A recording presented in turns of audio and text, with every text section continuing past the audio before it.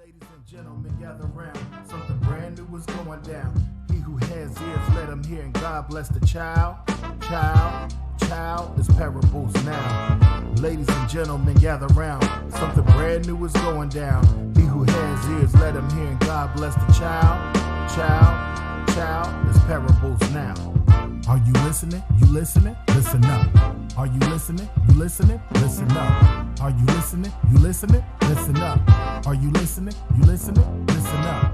Are you listening? You listening? Listen up. Are you listening? You listening? Listen up. Are you listening? You listening? Listen up. Are you listening? You listening? Listen up. Hello. Welcome. It's so good to have you. I have a feeling this one is going to be a little bit different. I have a feeling.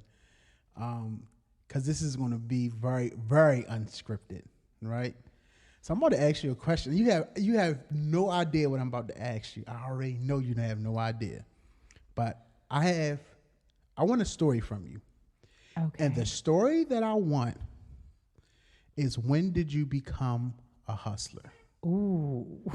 Now, let me explain what hustling means, right? This is the definition of hustling: an aggressively enterprising person, a go-getter.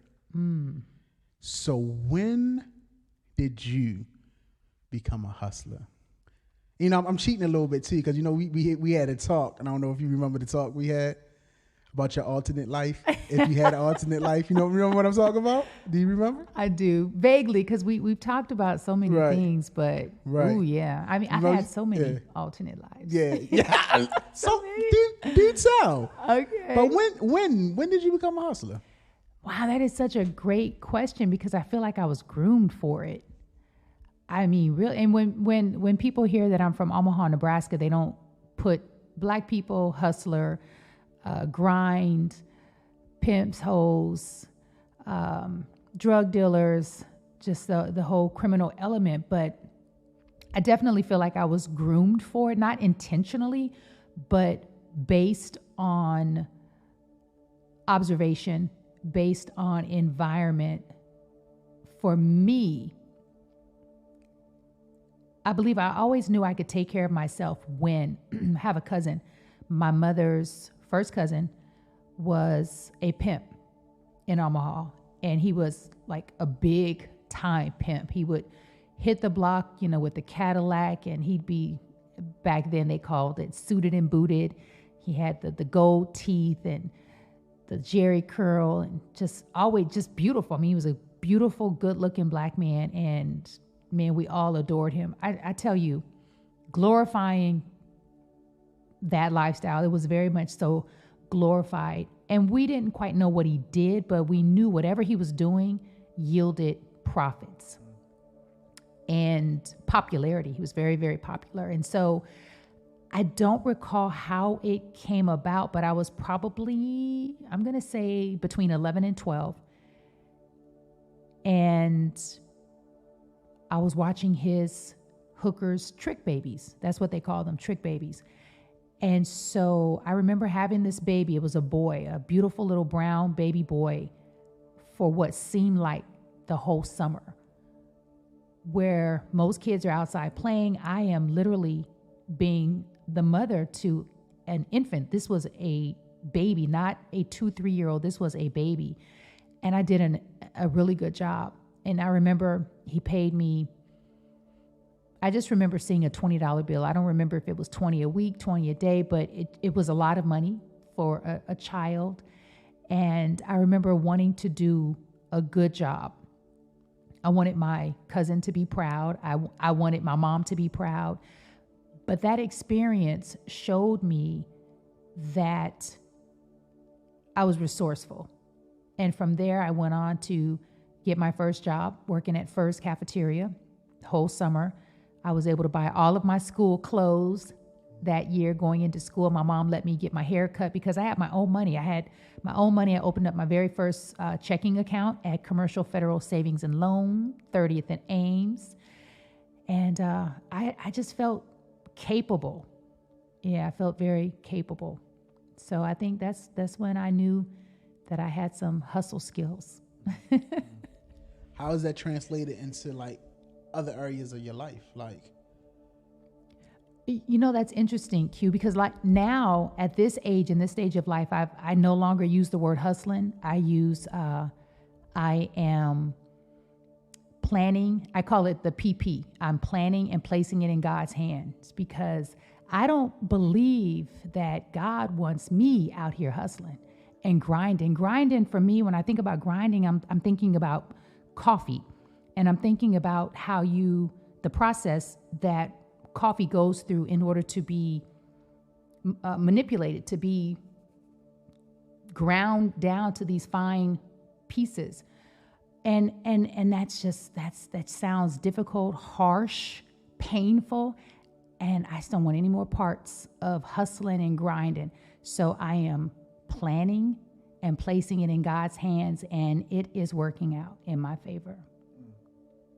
Tell me about that word plan, because you said something that was so powerful. You was on this thirsty 30s for voltage, matter of the mind's voltage. Yes. And you said something that I have adopted as a mantra. I tell people I have a strategy, but more importantly, I'm working the plan that works that strategy. Yeah. And you said my plan is bigger than my strategy. Yes. Like, what's like, what is that in your own words? What did you mean when you said that? Because that just knocked the socks off of me. Well, you know, sometimes you have to know where your strengths lie. And I don't believe that I'm the strongest strategist, but I know I can plan some things and execute it and make it happen because I've been doing that all of my life. And sometimes the plan doesn't look like how I thought it would or how I wanted it to, but it unfolds beautifully. And I'm working the plan every day.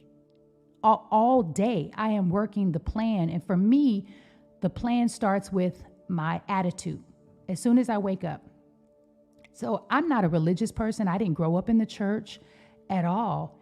But I've always believed in God, and I've always had a seeking spirit. Always. I took myself to get baptized at Wheeler Avenue Baptist Church just because I was seeking. I was like, I don't know who God is, but I just know that I can't be out here alone. And I've, been on my own since 17, like paying bills, renting apartments, buying cars on my own. And so I knew that I needed some help.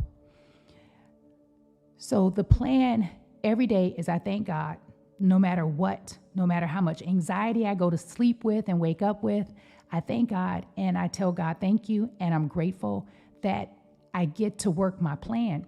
And my plan starts every day with a little meditation and exercise. I've been consistently exercising my plan, figuratively and physically, since the age of 12. I have not stopped exercising, and I'll be 52 this year. And God willing, I plan to exercise until it's over. And when I say exercise, I mean train. I don't just go to the gym and exercise. I train as if I'm running a marathon or a triathlon. I train hard. And during that training process, I'm working on my plan, the calls that I'm going to make, the emails that I'm going to return, the connections that I'm going to cultivate, the seeds that I'm going to plant.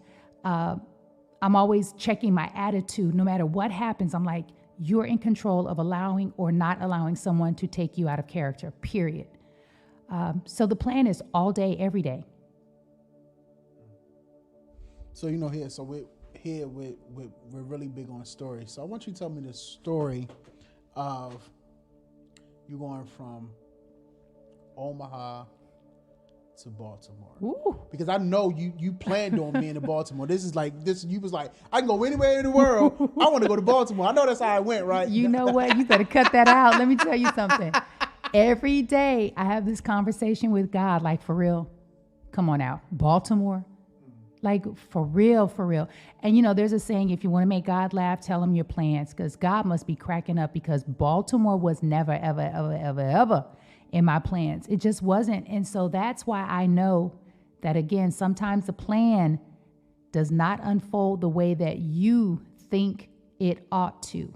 but it's going to unfold in your favor. I do believe that. I continue to believe that. So from Omaha to Baltimore, it's a long trek because, I've been here for a minute, Q. The condensed version. You don't have to get the condensed version if Oh, you it's don't so want long. to. It's but so long. It's up to you. So it's your story. I apologize. I'll do my best to keep it in order, but it's a long route. So here's the thing. Sometimes when you're thinking about how to get from where you are to where it is you want to be, I don't know of anyone who's ever just gotten on the road and drove straight. Boom, I'm there. I definitely didn't drive straight. I left Omaha, Nebraska at 17, graduated high school, and the only thing I knew for sure is I got to get out.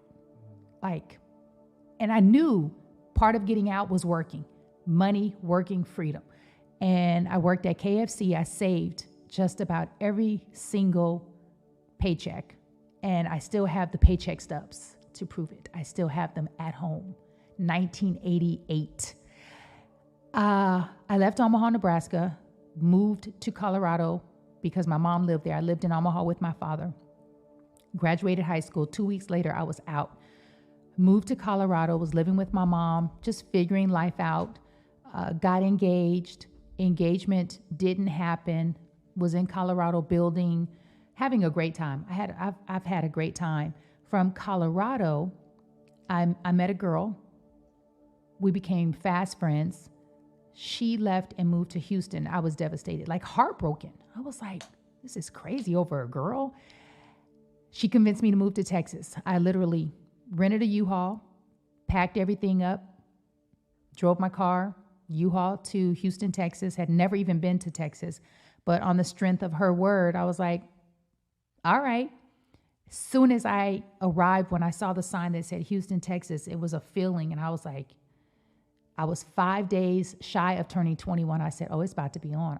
I like this city. I like how it feels. Houston was amazing. Houston, I was there for 5 years. I was in court reporting school.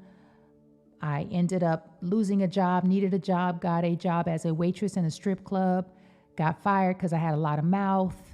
And then I got a job as a stripper. And that was an amazing experience because that taught me discipline and focus. And I said, I am going to do this for 9 months. And I don't know why I picked 9 months, but I think it was kind of symbolic to giving birth. A woman carries a child for 9 months. And I just kept saying 9 months, 9 months. We're doing this for 9 months. Within that 9-month period of time, I met a guy because I was in court reporting school. And he kept saying, you should be an actress. Well, why? He was like, I mean, you just, you're tall. Come to find out, most actresses are short. So that didn't really make sense. But he kept saying you should be an actress. He ended up getting a job at writing for the Parenthood. He was a writer. He called me one day. He was living in Hollywood. He's like, Fee, you got to come out here. I think you got it. I'm going to send you a ticket. I was like, he's doing a lot to get laid. This is a lot. But okay, I'm going to go with it. He sends me a ticket. I go out to Hollywood. He takes me on set, introduces me to all the people. I'm having a good time. And he was like, so what do you think? And I was like, I don't know. I feel like I need to go to acting school. So I go back to Houston. I enrolled in the Houston Community College, start taking drama. And that's when I started dancing, actually, because I needed to make money to get to LA. I'm going to do this for 9 months. And then I looked at it as kind of like an acting job. I was like, you know what? I'm going to pretend my name was Blair. All the other black dancers were Coco, Alice, Chanel. And here comes this tall, light-skinned black girl with long braids and no boobs, Blair. And I killed it. I just kept showing up until I made a lot of money. My first night dancing, I made $20. I think he paid me to stop talking and to get away from him. But I said, you know what? Profit is a profit. And I just said, if I just keep showing up, I'm going to learn. I'm going to get better. And I did. My what we call a windfall of a night is one night I made $1,000. And I said, I can do this. If I can do this, I can do anything. Moved to LA from Houston. So again, Omaha, Colorado, Texas, LA. I arrived in LA with, again, another U-Haul truck. Everything I owned, bought a brand new car. LA was great. LA was a challenging city, extremely expensive, beautiful, perfect weather, beautiful people. I stayed there. I lived there for 23 years. And I was feeling like, you know what? I like acting, but I don't love it. And that was a hard pill because on some level, people will make you believe that you should love it. Like, who doesn't want to be a star? You should want to be on TV. You should want to do commercials. And I was buying into that. And then I was like, but I don't love this. What I love though is writing. Oh my gosh, I love writing. And I remember I was on an audition for a commercial. And I remember there's this actress, Davika Parikh, yeah. And we were talking about something, and I shared with her, and I actually started crying in the waiting room because I shared with her that I really love writing. And she was like, Fee, you should write. And I just thought, but I don't know how. Like, how do you write? She planted the seed. From there, I wrote a one-woman show. And I thought that this show was going to be about me always wanting to be a real dancer, like video dancing, because I love to dance. And it wasn't. It had nothing to do with that. And I feel like LA was where I was supposed to be to heal and to heal my relationship with my mother. I wrote this show, and this show was about my relationship with my mother. Because something in my spirit kept saying to me that she's not going to live to be an old woman. You've got to repair this relationship. And I'm like, but how? Like, we don't talk. We can't talk. And the show is what healed our relationship in perfect time, because she transitioned. She died of leukemia 2011. And I said, you know, I think I fulfilled my purpose in LA. I think it's time to go. It took a while. I was going to move to Amsterdam. 2017 was my plan. An old relationship came back around 2016, and he asked me to move to Orlando. Once I got to Orlando from LA, I realized, wow, you're a coward, because you didn't get in this relationship because you're just so in love and you're ready to settle down and you're ready to do this. You did this because on some level you feel like you need to be saved. And you think at this age, this is what you're supposed to do. So he's a good candidate to save you. You know, he makes good money. Orlando is where I experienced a midlife crisis. I ended up losing my hair, and I started experiencing perimenopause. Like everything, it was almost as if overnight it just changed. It was the first time in my life, and I've experienced a lot of loss. Like, I've been losing people at an early age, boyfriends, friends. So I was accustomed to death. Even when my mom died, I knew how to get through it, which was exercise. Like every, I don't like to use good and bad, but every time there was a life-changing event, I would resort to exercise. It always got me through. I'm in Orlando, and I really felt like I'm losing my mind. I felt as if I was in an open air prison, but I couldn't get out. But I could see the sky, I could see the sun, I could feel the rain, but I felt trapped. And I thought, I've never felt this way. And I felt inadequate. I felt incompetent. I felt, how have you lived this long and you don't know how to get yourself from where you are to where it is you want to be? And partly because I didn't know where I wanted to be, but I was clear that I didn't want to be there. I didn't want to be with him. And what I realized is that my faith was really weak. And I needed to start there, because I kept thinking, I can't. He and I made an agreement. The agreement was, you move to Orlando. I said, I don't want to work. I don't want to get a job, because I'm an artist. I want to work on my one-woman show. And I created a movement called Run, Pray, Heal, where I would run. I wanted to run across the country for the prayers of other people. He was down. He was like, oh, babe, I love that. Yeah, we can do this, this, and this. He was a track and field coach. He was an ex-6-time Olympian. So this was I thought, right up our alley. 3 days after arriving, he said to me that he didn't remember saying that I didn't have to work. So that was crushing because I was like, we had this conversation. I ended up getting a job that I didn't like, and I only got that job because I found myself getting so desperate that I went to a blood bank to sell my blood. And that's when I knew that I was in trouble. I was like, I can't even imagine what's lower than this. Maybe doing drugs, maybe selling your body, but this is pretty low. And I forgot that I was claustrophobic. And so when they had, all the stuff on me to draw the blood, I started freaking out. And they were like, man, we can't even, like, your veins aren't giving us enough blood. It was the strangest thing. And so normally they would have given me 120, but because they couldn't actually get enough blood out of my veins, they only gave me 20. And I was so grateful for that 20. But I was like, what has just happened to your life? Like, what has just happened to your life? And I kept saying, I feel like God is really trying to get my attention, and it's really painful and it's really uncomfortable. But I feel like I need to sit with this. And I did for 13 months. And then, per usual, God sends you a life preserve.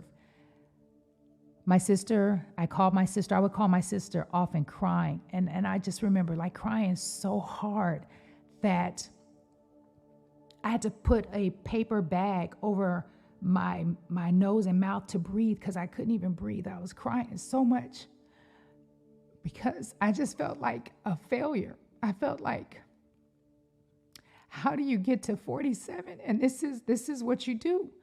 And I wasn't even mad at him. I was so upset with myself because I thought this is not how my mother raised me. And I felt weak and incapable of taking care of myself, which was really scary. And so I called my sister, and I was just pouring my heart out. And she shared with me that she was going through a divorce. She said, why don't you come here?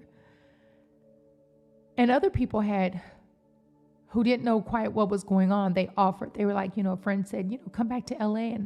And the thought of going back made me feel like I was going backwards in life. And I said, I don't know what I'm doing. I don't have any money. I don't know anything anymore. It's like all of a sudden I had amnesia. I didn't know how to live. I didn't know how to do what I had always been doing, which was take care of myself anymore. I felt like I had some sort of seizure or a stroke, and I just lost all ability to care for myself. And so I took my sister up on her offer, knowing, or at least believing, thinking, what in the world am I going to do in Maryland? Like, I had no understanding of what I could possibly do in Maryland.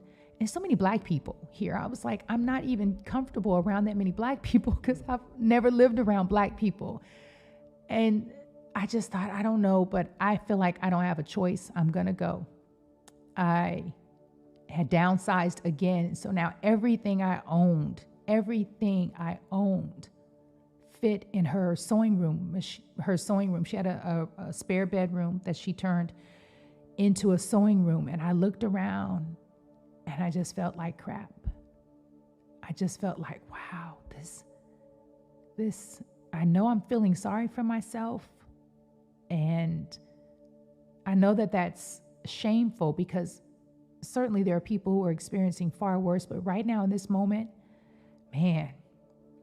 And from that day on, after I cried and my sister made me feel like crap for crying, because, she's looking at me like, yo, you the big sister. What are you doing? Like, just get your life together. And I did. From that day on, I said, no matter what, no matter how far I need to drive, no matter how many hours a day I need to work, I'm going to do whatever I need to do legally, ethically, and morally to take care of myself and to get myself from where I am to where I want to be. And I ended up in Baltimore. I don't know that Baltimore is where I wanted to be, but I think maybe it's where God wants me to be. I don't know. I still don't know. I still don't know. At least I'm embracing the city more. At least I'm not resisting it. I would like to see more suitable single men. That's all I got. I'm just saying. That's all. I'm just saying. It would be nice to experience some quality men in Baltimore. Good luck with that. I know. Yeah. So, here to help our storytellers kind of prepare their stories, we go by 4 W's, and it's what, why, what, and where. Okay. And as you was talking, I felt led to ask you 4 W's with a different variation of the 4, right? And so I can repeat them if you need me to, but I'm going to say them right now, and I want you to answer all of them individually. And I can repeat it if you need me to, but what do you need to say to yourself? Why do you exist? What have you learned in this life? And where are you now? So let's start with, what do you need to say to yourself? What do I need to say to myself? Felicia, you've done a really incredible job. You've done well.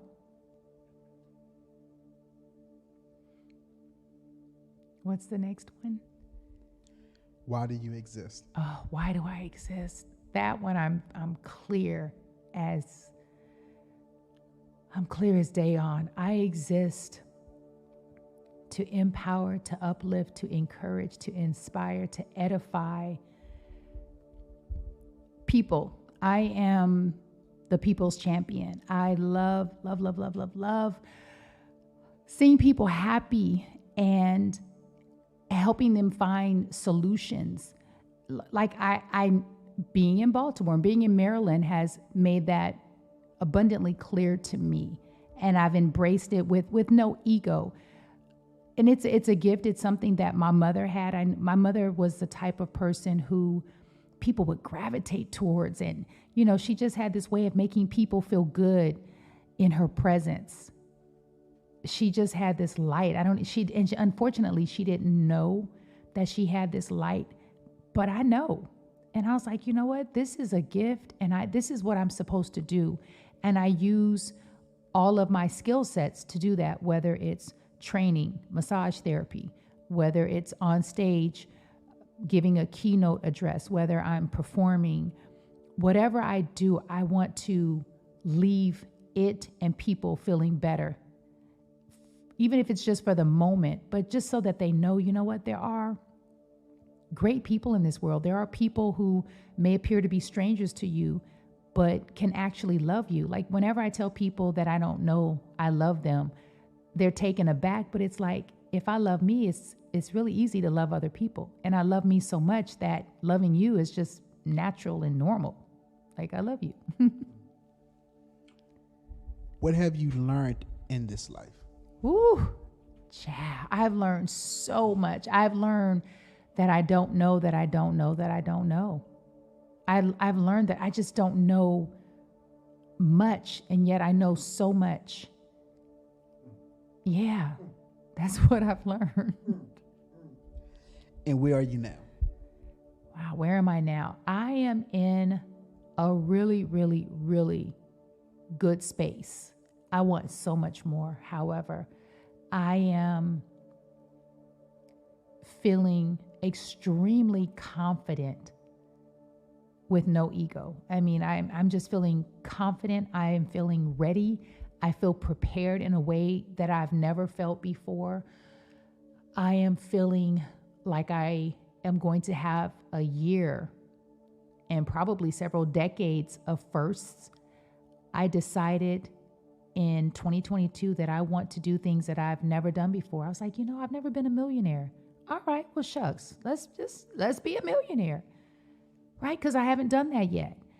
I still want to do so much. I want to experience, explore, travel. I want to have conversations. I want to invest in art. I want to invest in NFTs. I want to buy cryptocurrency. I want to learn about it. I want to go on adventures, excursions. I want to experience every morsel of life in a way. I have no idea what else is out there, but I know there's so much more to be, do, and have. Like, I know it. And I want to, God willing, experience all of that. I want to acknowledge you. I just want to take time to acknowledge you for your courage, for your fearlessness. Like, when I look at you, you're fearless. And that fearlessness is contagious. Yeah. It really is. It's contagious. As you were talking, it hit me while Baltimore. Like, I'm telling you, it hit me. Really? And man, I feel like I want to burst out in tears because it hit me so clear. Why Baltimore is because Baltimore needed you. You are leaving your mark. I'm going to tell you a little story how I know. Okay. I was at dinner with a friend. Like, you and I, we're similar and like we're connectors. Like, we connect with people. Yeah. Like, we connect and we'll connect other people with other people, right? We're just connectors. And Yes. so I'm having dinner, brunch, I guess we can call it brunch. And talking with a guy, and we talking, we connecting, and I started sharing with him, like, yeah, it's this place right up the street, this restaurant that you gotta try. I just went there with a friend on Friday, and I started talking about my friend, and he said your name. He said, you talking about? He said your name, and I was like, yes. He was like, she is incredible. I said, I know, right? He was like, I go to my barber now because of her. And he was like, yes, I love her. And I was like, yes. I was like, yes. And I say that to say you are leaving your mark here on the people of Baltimore. Now, I'm not sure if you want to own land here. I'm not sure if you want to open up businesses here. But one thing I know is that Baltimore needed you. You have the spirit of Baltimore, yet you see Baltimore differently than the way we see Baltimore. Like, we see Baltimore as art, but it's that piece of art that's been hanging there for a long time. And so we won't get rid of it. We tell people, don't you touch that. Like, that's expensive. Like, we will guard it, but still we've got used to that piece of art and we know it's invaluable, but we've got used to it. And you come in and you immediately identify with the art like we identify with it, but you're able to talk about it in a fresh way that we can no longer talk about it because we got used to the lines and the paintbrush patterns and the textures. Yes.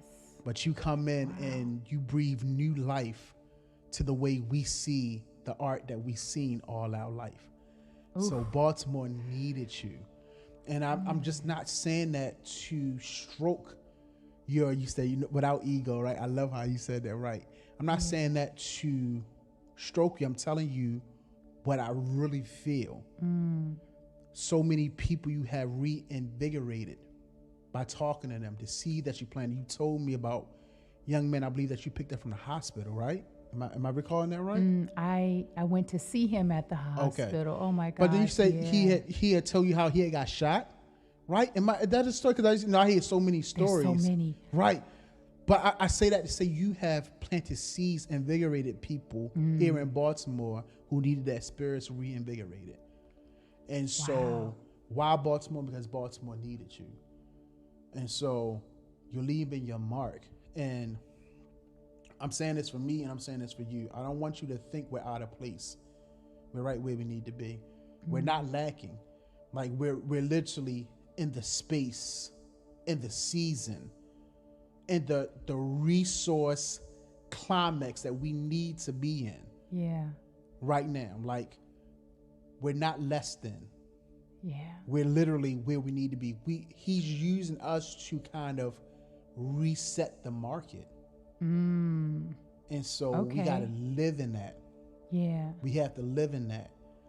And when it's time to excel and expand, we'll be ready for that expansion. But don't think, and we've been talking about this, so I'm not just saying, like, I'm really feeding myself when I say this, because I said we, like, I need us to understand that we're in a space and time that we're supposed to exist in. That we're supposed to get the resource the way we're supposed to get the resource, because we're resetting the market. And so I just want to acknowledge you just for being who you are, just being who you are, like being who you are, and just continue to be who you are. My authentic self. Come right? on now. I love it. I love it. Any last words? Thank you, Q. I'm grateful. I am grateful that I was able to say yes, because there was a time where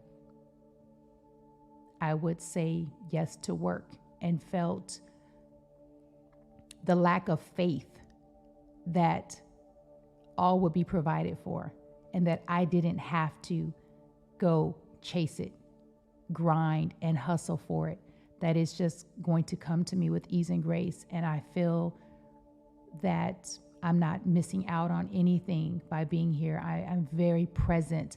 It was so nice to be driven. Oh my gosh, to ride in the passenger seat. I was like, yes. Wow, that was lovely. So thank you. Absolutely. This episode recorded at Bench Productions. Engineered by Wayne Brooks Jr. Theme song by High for Sunrise Entertainment.